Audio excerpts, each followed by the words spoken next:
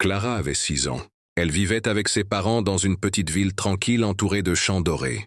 Tous les matins, elle mettait un ruban rose dans ses cheveux, un cadeau de sa maman, et partait à l'école en chantant. Mais un jour de novembre, Clara ne rentra pas à la maison. La panique s'installa. Les parents appelèrent la police, les voisins, les enseignants. Tout le village se mobilisa. Les jours passaient sans aucune nouvelle. Et le cœur de la mère se brisait un peu plus chaque soir, en regardant la chambre vide de sa fille. Mais ce que personne ne savait, c'est que Clara avait été emmenée par un homme solitaire, malade dans sa tête, mais qui ne lui voulait pas de mal. Il l'avait trouvée seule dans la rue, et croyait qu'il la protégeait du monde. Il lui donnait à manger, lui racontait des histoires, mais l'empêchait de sortir. Clara, elle, n'avait pas peur.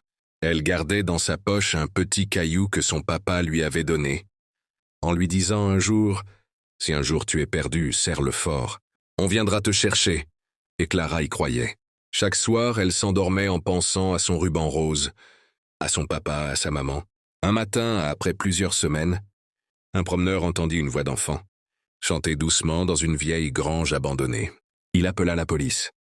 Clara fut retrouvée, saine et sauve, un peu plus maigre, un peu plus silencieuse, mais toujours avec son petit caillou dans la main. Quand elle revint chez elle, il faisait froid dehors, mais dans la maison, la chaleur de l'amour remplissait chaque mur. « Tu as été si courageuse, ma princesse », dit sa mère en la serrant fort. « Je savais que vous viendriez », murmura Clara, et dans ses cheveux flottait à nouveau le ruban rose.